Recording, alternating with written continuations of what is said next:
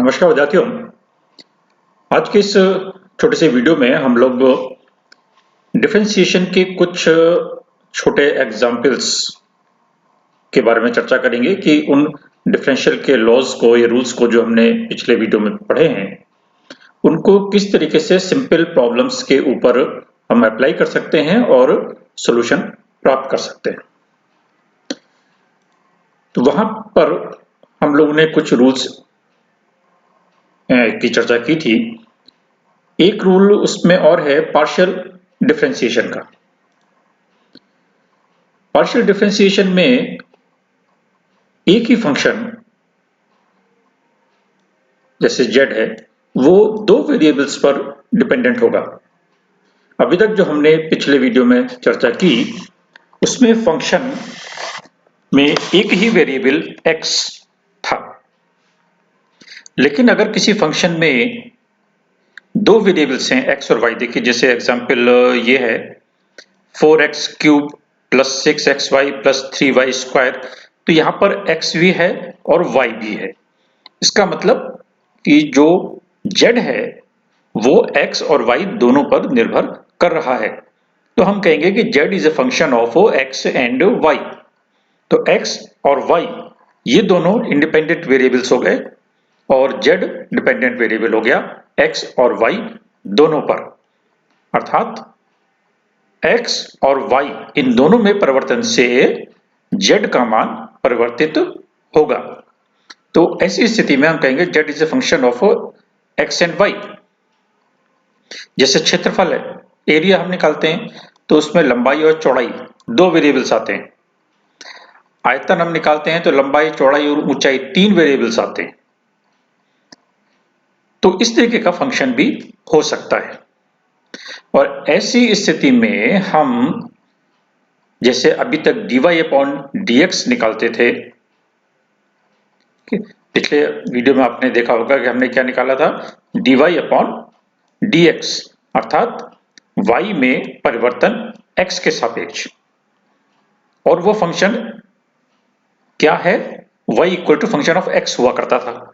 अब यहां पर z is a function of x and y हो गया। तो ऐसी स्थिति में x में परिवर्तन से भी z परिवर्तित होगा और y में परिवर्तन से भी z परिवर्तित होगा। तो ऐसी स्थिति में हम यदि x के सापेक्ष परिवर्तन देखना चाहते हैं तो हमें y को स्थिर रखना होगा, और यदि y के सापेक्ष परिवर्तन देखना चाहते हैं तो x को स्थिर मानना पड़ेगा। एक बार में हम एक के सापेक्ष परिवर्तन या डिफरेंशियल करेंगे और बाकी सारी क्वांटिटीज, सारे पद हम कांस्टेंट मानेंगे या नेतांक मानेंगे और उनका डिफरेंशियल नहीं करेंगे। जैसे dz अपॉन dx अगर हम करें तो वो x के सापेक्ष परिवर्तन होगा, ठीक है, या dz अपॉन dy करें तो ऐसी स्थिति में वेरिएबल तो हमारे पास दो हैं x और y, लेकिन हम डिफरेंशियल सिर्फ एक के सापेक्ष कर रहे हैं, इसलिए वो पार्शियल डिफरेंशियल कहलाएगा, कंप्लीट डिफरेंशियल नहीं होगा, ठीक है।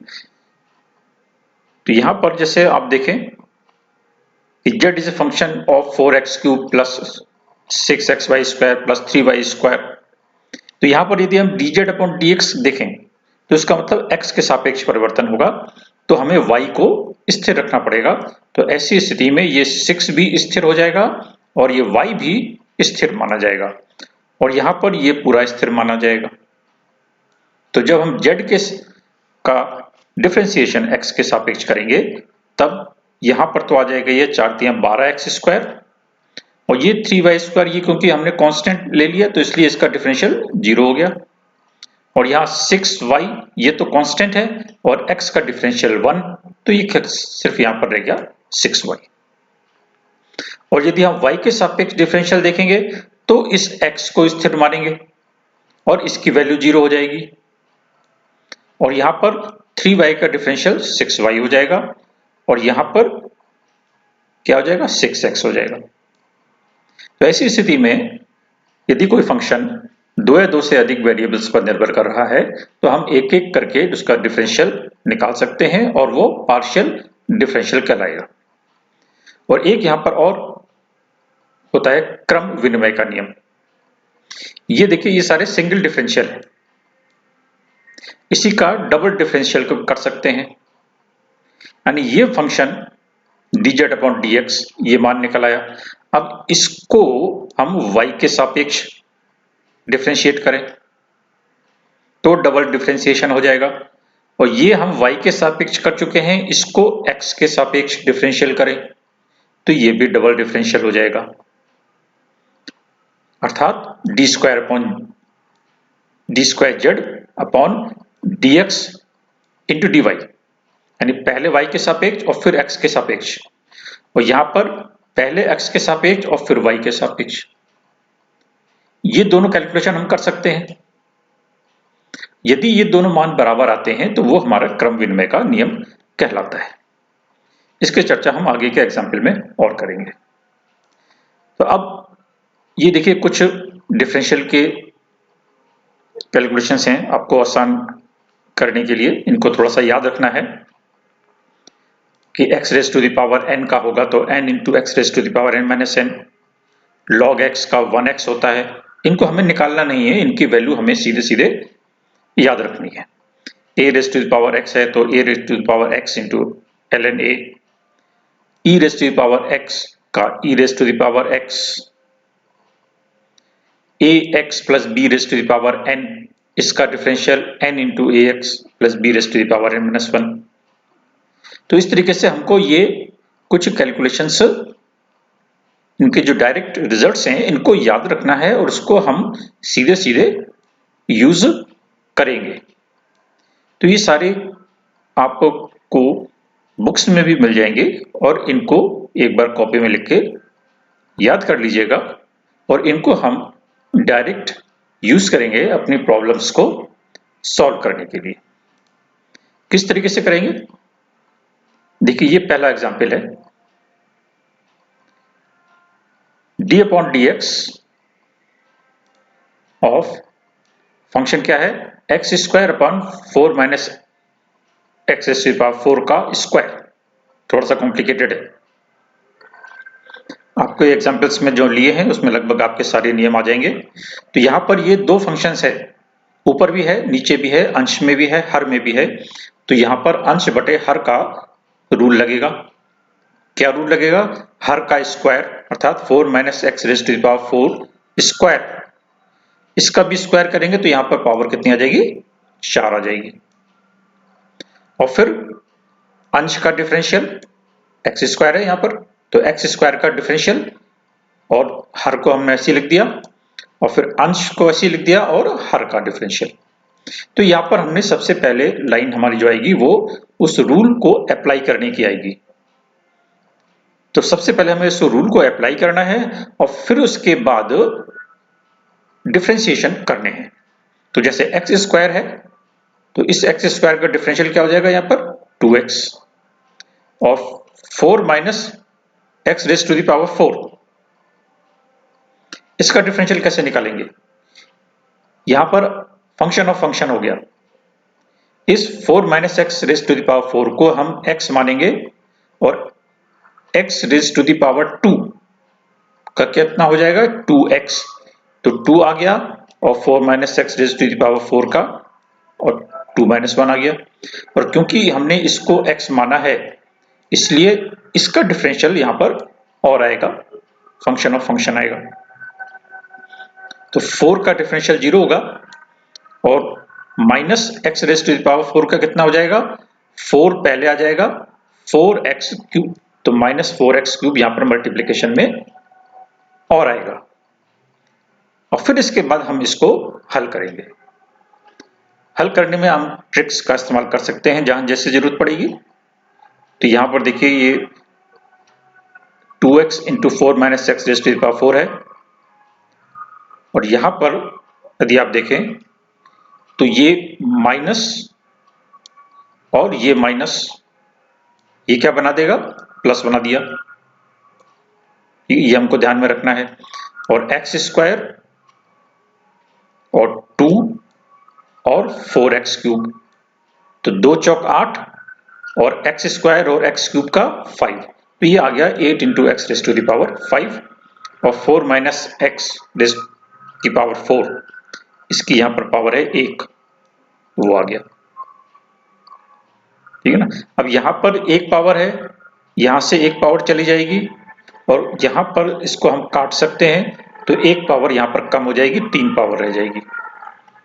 सॉल्यूशन हमारे पास क्या रह जाएगा, यहाँ पर इसको आप मल्टीप्लाई कीजिए फिर, क्योंकि यहाँ पर ये 2 की जगह पर सिर्फ 1 रह जाएगा, तो इसको हम ब्रैकेट को खोल सकते हैं, 2 चौक 8x और minus 2x raise to the power 5 और plus 8x raise to the power 5, यहाँ पर सिर्फ ये रह जाएगा और 8 में से 2 गया 6, तो 6x raise to the power 5 plus 8x और नीचे 4 माइनस x का क्यूब, ये हमारा आंसर आ जाएगा। तो हम इसको स्टेप्स क्या लेने हैं, सबसे पहले रूल को अप्लाई करना है, फिर उसमें डिफरेंशियल करना है और फिर उसको हल करना है सिंपलेस्ट फॉर्म में, जहां तक हम उसको हल कर पाते हैं। सेकंड एग्जांपल है e raise to power x into log x, यहां पर मल्टीप्लीकेशन है, तो क्या हो गया, पहला फंक्शन इंटू दूसरे का डिफरेंशियल इंटू दूसरा इंटू पहले का डिफरेंशियल, तो e raise to power x और log x का 1/x और फिर प्लस log x और e raise to power x का e raise to power x। तो यहां पर हम e raise to power x upon x को ब्रैकेट के बाहर निकाल सकते हैं, यहां पर रह जाएगा 1 प्लस x log, ये हमारा आंसर हो जाएगा। इसी तरीके से y इक्वल टू यदि e raise to power x upon x raise to the power 5 है, तो फिर वही डिवीजन का लगाएंगे, नीचे हर है, हर का स्क्वायर कर दीजिए, ये बन जाएगा x raise to the power 10 और फिर ऊपर अंश है, तो अंश का डिफरेंशियल इंटू हर और माइनस का साइन लगा के फिर अंश इंटू हर का अवकलज या डिफरेंशियल, और फिर इसके बाद हम इसको सॉल्व कर लेंगे। e raise to the power x का differential e raise to the power x और x raise to the power 5 का 5x rays to the power 4, और फिर हम इसको जहां तक हल कर सकते हैं उसको इस तरीके से हल करके अपना रिजल्ट निकाल लेंगे। याद रखिए कि अपने को सिंपलेस्ट फॉर्म तक उसको हल करना है। ये देखिए यहां पर नेक्स्ट एग्जांपल है log of x square plus 3x plus 4 raise to the power 1/2। तो यहां पर हम इस पूरे फंक्शन को x मानेंगे और log x का क्या होगा 1/x, तो इसलिए यहां पर आ जाएगा ये 1/x।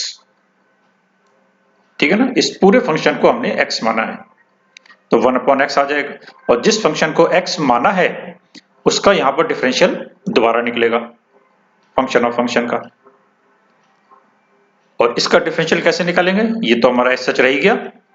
इसका डिफरेंशियल कैसे निकालेंगे, 1/2 पहले आ जाएगा और उस फंक्शन को लिख के 1/2 माइनस 1, और फिर इसके बाद हमने इसको x माना है, फिर दोबारा वही प्रोसीजर किया है, उस प्रक्रिया को दोबारा अपनाया है, उसको हमने फिर दोबारा x मानते हुए इसका डिफरेंशियल किया है, इसलिए यहां पर एक डिफरेंशियल और आएगा x square plus 3x plus 4 का। तो ये स्टेप, ये एग्जाम्पल सिर्फ इसलिए लिया है आपको ये बताने के लिए कि ये इस तरीके से फंक्शन ऑफ फंक्शन के स्टेप्स हमें तब तक करना है जब तक कि हम इसको समाप्त नहीं कर पाते। अब इसके आगे जरूरत नहीं पड़ेगी, क्योंकि एक्स स्क्वायर प्लस 3x 4 का डिफरेंशियल करेंगे तो एक्स स्क्वायर का 2x आ जाएगा, 3x का 3 आ जाएगा और 4 यहां पर क्योंकि अचर है, कांस्टेंट है, इसका डिफरेंशियल 0 आ जाएगा, और फिर इसके बाद हम इसको हल कर लेंगे। ठीक है, हल कैसे किया है इसको आप देख लीजिएगा। इसी तरीके से log x plus square root x square plus, इसका निकालना है, तो सेम उसी तरीके से निकालेंगे। ये हम इसको x मान लेंगे, तो log x का 1/x और फिर इसका दोबारा डिफरेंशियल निकालेंगे जिसको हमने x माना है, और इसका डिफरेंशियल कैसे निकालेंगे कि यहां पर ये प्लस में है तो x का डिफरेंशियल और इसका डिफरेंशियल, तो x का डिफरेंशियल कितना हो जाएगा, इसको हम लिखेंगे dx इंटू एक्स और फिर एक्स स्क्वायर प्लस 1 का डिफरेंशियल। ठीक है, यहां पर डिफरेंशियल और डिफरेंशियल फंक्शन ऑफ फंक्शन इसका फिर एप्लीकेशन होगा, तो एक्स स्क्वायर प्लस 1 को x मानते हुए हम रूल लागू करेंगे और फिर इसको हम एक्स स्क्वायर प्लस 1 को हम दोबारा डिफरेंशिएट करेंगे। तो इसलिए इस चीज को आप अच्छे से समझ लीजिएगा और फिर इसके बाद इसको हम हल करते रहेंगे। हल तब तक करना है जितना हम कर सकते हैं। इसको हल करने में कुछ ट्रिक्स हैं, उनको थोड़ा सा अपने को ध्यान में रखना है। जैसे यहाँ पर ये इसका डिफरेंशियल 2x आ गया, तो यहां से ये 2 और ये 2 कट गया। अब यहां पर क्या किया है हमने, ये एक्स स्क्वायर प्लस 1 की पावर माइनस 1/2 है, इसको हम नीचे ले जाएं तो प्लस की पावर हो जाएगी और फिर उसके बाद हमने यहाँ पर इसका एलसीएम ले लिया है, तो ये एक्स स्क्वायर प्लस 1 की पावर 1/2 यहाँ पर आ गया और एक्स यहाँ पर आ गया और उसके बाद ये पूरा का पूरा यहाँ पर कट जाता है और सिर्फ हमारे पास रह जाएगा एक्स स्क्वायर प्लस 1 की पावर 1/2 हर में, और ऊपर ले जाएं तो x square plus 1 raise to the power minus 1/2। तो इस तरीके से हम ट्रिक्स लगाकर इसको हल करते रहेंगे। इसको देखिए, यहां पर ये एक हमने एग्जांपल लिया है जहां z is a function of, यहां पर x और y दोनों हैं। ठीक है, यानी z is a function of x and y। तो यहां पर हम क्या क्या प्रोसेस कर सकते हैं, पहले तो फर्स्ट डिफरेंशियल निकाल सकते हैं, किसके सापेक्ष, x के सापेक्ष, यानी इस समीकरण को x के सापेक्ष डिफरेंशिएट किया जाएगा। तो ऐसी स्थिति में ये कांस्टेंट मान लिया जाएगा और ये भी कांस्टेंट मान लिया जाएगा, x के अलावा बाकी सारे टर्म्स कांस्टेंट हो जाएंगी। तो यहां पर रह जाएगा 4x क्यूब और इस x स्क्वायर का हो जाएगा 2x और y स्क्वायर यहां पर रह जाएगा क्योंकि मल्टीप्लिकेशन में है और इसका 0 हो जाएगा। तो ये आ जाएगा 4x cube plus 2xy square. ये हो गया first differential with respect to x। अब सेकंड डिफरेंशियल इसका हम निकाल सकते हैं, यानी यहां पर जो dz अपॉन dx आया है, ठीक है ना, ये इसी को हम दोबारा डिफरेंशिएट करेंगे तो वो सेकंड डिफरेंशियल कहलाएगा और x के सापेक्ष ही करेंगे, तो इसलिए हो जाएगा second differential with respect to x। इसको हम लिखेंगे d square z upon dx square और ये कितना हो जाएगा 4 इंटू 3x स्क्वायर और प्लस यहाँ पर x का 1 हो जाएगा तो 2 इंटू 1 इंटू वाई स्क्वायर, यानी 12x square plus 2y square. इसी तरीके से हम सेकंड डिफरेंशियल निकाल सकते हैं विद रिस्पेक्ट टू y, यहां पर है विद रिस्पेक्ट टू x।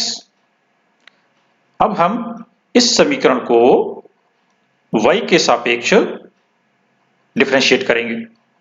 क्या होगा, x को स्थिर मान लेंगे, ये अचर हो जाएगा तो इसका डिफरेंशियल 0 हो जाएगा और y स्क्वायर का कितना हो जाएगा 2y, तो 2x तो पहले से है ही, 2y यहां और आ जाएगा तो ये हो जाएगा 4xy, यानी सेकंड डिफरेंशियल जहां पर x और y दोनों के सापेक्ष हमने डिफरेंशियल किया है। इसी तरीके से हम प्रोसेस y के सापेक्ष भी कर सकते हैं। First differential with respect to y, इसको आप निकाल के देखिए, ये इतना आ जाएगा। फिर second differential with respect to y, यानी इसी को हम दोबारा डिफरेंशिएट करें और second differential with respect to x, y के सापेक्ष तो कर ही रहे थे, अब इसको हम x के सापेक्ष डिफरेंशिएट करें तो ये हमारे पास निकल के आ जाएगा 4xy। अब आप देखिए यहां पर d square Z upon dx dy, यानी सेकंड डिफरेंशियल 4xy के बराबर निकला और यहां पर भी ये सेकंड डिफरेंशियल 4xy के बराबर निकला, यानी ये दोनों मान बराबर हैं। यहां पर हमने क्या किया था, पहले x के सापेक्ष डिफरेंशियल किया था, फिर y के सापेक्ष किया था और यहां पर पहले y के सापेक्ष किया है और फिर x के सापेक्ष किया है। तो ऐसी स्थिति में आप देखिए कि d square Z upon dx dy ये D square Z upon D Y D X के बराबर है। तो ये जो हमने पहले आपसे डिस्कस किया था क्रम विनिमय का नियम, ये उसको लागू करता है। तो ऐसी स्थितियां भी हमें देखने के लिए मिल सकती है। ये कुछ सिंपल एप्लीकेशंस हैं, सिंपल प्रॉब्लम्स पर। इसी तरीके की हमें कुछ 1 या 2 नंबर के सवाल आपको एग्जाम में मिल सकते हैं या कहीं इसके एप्लीकेशन मिल सकता है। ज्यादा कॉम्प्लिकेटेड केसेस या एग्जाम्पल्स अपने को फिलहाल अभी आवश्यकता नहीं है।